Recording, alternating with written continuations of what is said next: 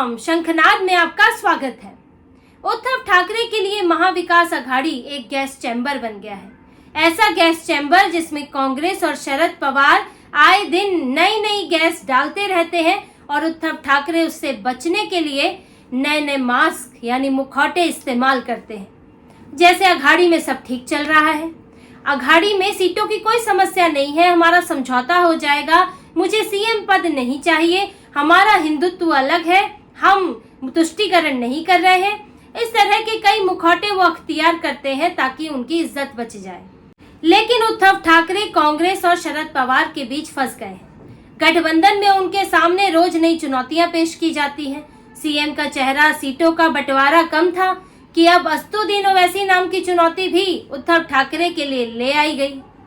कांग्रेस और शरद पवार एआईएमआईएम के साथ गठबंधन के बारे में सोच रहे हैं और एआईएमआईएम ने इसके लिए प्रस्ताव भी दिया है। उद्धव ठाकरे भी इसी गठबंधन में है। अब वो तो सोच रहे हैं कि मैं कहाँ मुंह छुपाऊं, कहाँ मुंह लेकर जाऊं, कैसे मुंह दिखाऊं। लेकिन कांग्रेस और शरद पवार को इससे कोई मतलब नहीं है।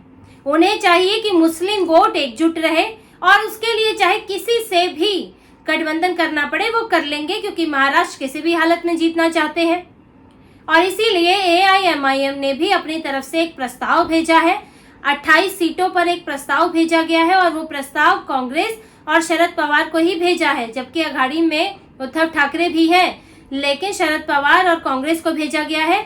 और साथ में उनका ये भी कहना है, जो एआईएमआईएम के नेता है इम्तियाज जलील, जिन्होंने मुंबई चलो वाली रैली की थी और 12,000 मुसलमानों को मुंबई की सीमा पर लाकर खड़ा कर दिया था, वही इम्तियाज जलील ने कहा है कि अगर गठबंधन होता है तो वो कुछ सीटों पर पीछे भी हटने को तैयार है, कुछ सीटें छोड़ देंगे, लेकिन वो भी चाहते हैं कि वो अघाड़ी का हिस्सा बने। और देखिए, कांग्रेस और शरद पवार वो तो है ही तुष्टीकरण वाली पार्टियां, उनको ओवैसी से कोई समस्या नहीं होगी। इसीलिए अभी गठबंधन पर चर्चा चल रही है और जबकि शिवसेना ने इस पर आपत्ति जताई है, इसके लिए हाँ नहीं भरी है, लेकिन फिर भी कांग्रेस और शरद पवार ने इसको लेकर ना नहीं कहा है। अभी तक गठबंधन पर कोई जवाब नहीं दिया है, ना हाँ बोली है ना बोली है, यानी कि इस पर विचार हो रहा है और बहुत संभव है कि इसमें हो सकता है कि ओवैसी को कुछ सीटें दे दें और उनके साथ गठबंधन कर लें। अब अगर ऐसा होता है तो उद्धव ठाकरे के लिए तो बड़ी मुश्किल हो जाएगी और अभी वो इस बात को समझ रहे हैं और इसीलिए ये बात उन्होंने गठबंधन को लेकर उद्धव ठाकरे की तरफ से या कहीं शिवसेना यूबीटी की तरफ से साफ तौर पर नकारात्मक संदेश दिया गया है। संजय राउत को अगर छोड़ दे, उनकी बात अलग है, उन्होंने तो वो तो बीच का रवैया अपनाते हैं हमेशा, लेकिन फिलहाल उद्धव ठाकरे इसके लिए तैयार नहीं है, क्योंकि उद्धव ठाकरे की तो पूरी राजनीति ही खराब हो जाएगी। अगर वो असदुद्दीन ओवैसी के साथ आते हैं तो फिर वो किस मुंह से जाएंगे हिंदुओं के पास वोट मांगने, उनके विधायक किस मुंह से जाएंगे, क्योंकि उद्धव ठाकरे पहले ही एंटी हिंदू होने का उनके ऊपर ठप्पा लग चुका है। चाहे वक्फ बोर्ड का मामला हो, जिसमें संशोधन के समय उनके सांसद जो है वो गायब हो गए, जबकि उन्हें संशोधन का समर्थन करना चाहिए था। मुसलमान तब भी उनके घर पर आ गए, उनके मातोश्री के बाहर, बाला साहेब ठाकरे के घर के बाहर मुसलमानों ने विरोध प्रदर्शन किया कि हमने तुमको लोकसभा में वोट दिया था, तुम वक्फ बोर्ड के विरोध में कैसे गए, उनके उसके संशोधन के विरोध में कैसे गए, आपने वॉकआउट कैसे कर दिया। अब उद्धव ठाकरे से मुसलमान जवाब मांग रहे हैं। बताइए, जब अगर हिंदू जवाब मांगेंगे तो उद्धव ठाकरे कहाँ जाएंगे। अगर हिंदू उनके घर के आगे प्रदर्शन करने लगे कि आपने वक्फ बोर्ड संशोधन का समर्थन क्यों नहीं किया, तो मातोश्री का क्या होगा अगर महाराष्ट्र का हिंदू वहां पहुंच गया तो। लेकिन उद्धव ठाकरे हिंदुओं को जो है वो गंभीरता से नहीं लेते। अभी तक हिंदुओं ने बाला साहेब ठाकरे परिवार को बेशुमार प्यार दिया है, लेकिन उद्धव ठाकरे ने उसकी कद्र नहीं की है और आज वो इसी के कारण ये सब भुगत भी रहे हैं। और अब उनके साथ समस्या ये है कि वो जाए तो जाए कहाँ। उद्धव ठाकरे अभी इतनी जल्दी में कोई फैसला ले भी नहीं सकते हैं, हालांकि उनकी परेशानी बहुत बड़ी हुई है, इसमें कोई दो राय नहीं है। इसलिए वो राहुल गांधी के साथ भी नहीं दिख रहे हैं। महाविकास अघाड़ी में सीटों को लेकर भी विवाद खड़ा हुआ है, अभी तक कोई ठीक से फैसला नहीं हो पाया। मुंबई, मराठवाड़ा, विदर्भ सभी महत्वपूर्ण इलाकों पर सीटों को लेकर विवाद बना हुआ है, इनका झगड़ा बना हुआ है। और अब ओवैसी का मामला और आ गया है और शरद पवार और कांग्रेस ने जिस पर तो ना तो नहीं कही है, अब उद्धव ठाकरे इंतजार कर रहे हैं कि ये लोग क्या फैसला लेते हैं और ये लोग बहुत मुश्किल है कि ओवैसी को मना करें, क्योंकि देखिए कांग्रेस ने अभी तक आपने देखा होगा कि अभी तक कहीं भी ओवैसी के साथ गठबंधन नहीं किया है। ओवैसी को कांग्रेस के, अगर कांग्रेस के नेतृत्व वाला गठबंधन हो तो उसमें एआईएमआईएम को जगह नहीं मिलती है। इंडिया अलायंस का भी वो ठीक से हिस्सा नहीं है, लेकिन कांग्रेस आज यहाँ महाराष्ट्र में गठबंधन करने को तैयार है, जबकि एआईएमआईएम को कांग्रेस जो है बीजेपी की बी टीम कहती है, और उस बी टीम से आज कांग्रेस गठबंधन को तैयार है। कैसी बी टीम है?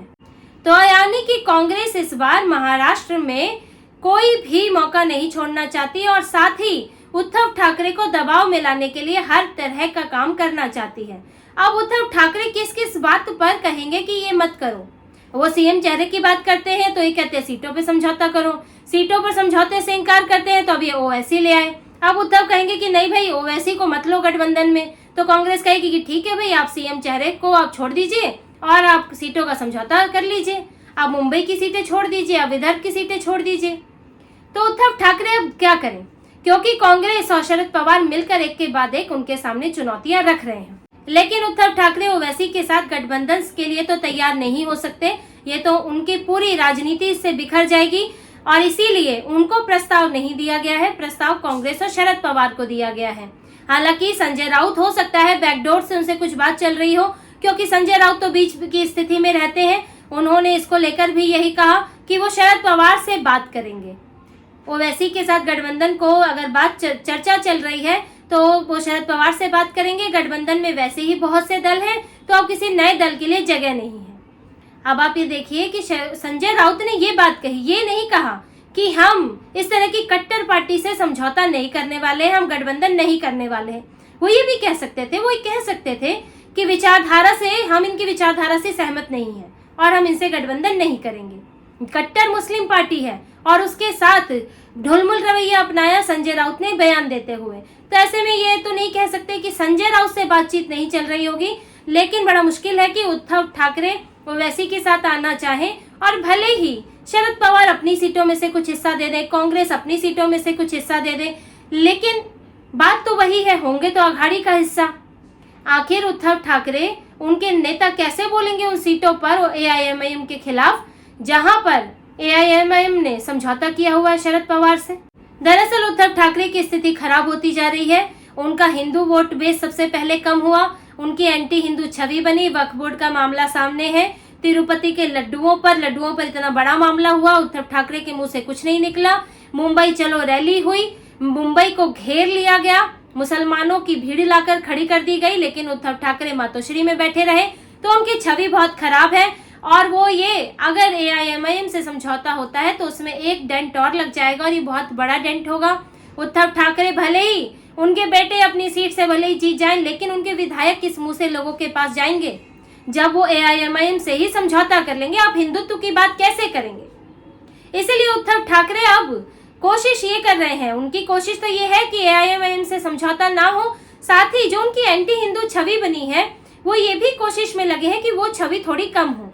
इसलिए उन्होंने पिछले दिनों आरएसएस को लेकर, हिंदुत्व को लेकर बयान दिया कि हिंदूवादी पार्टियों को बीजेपी खत्म करना चाहती है, मुझे खत्म करना चाहती है, यानी मेरी पार्टी को दो फाड़ और टुकड़े करना चाहती है।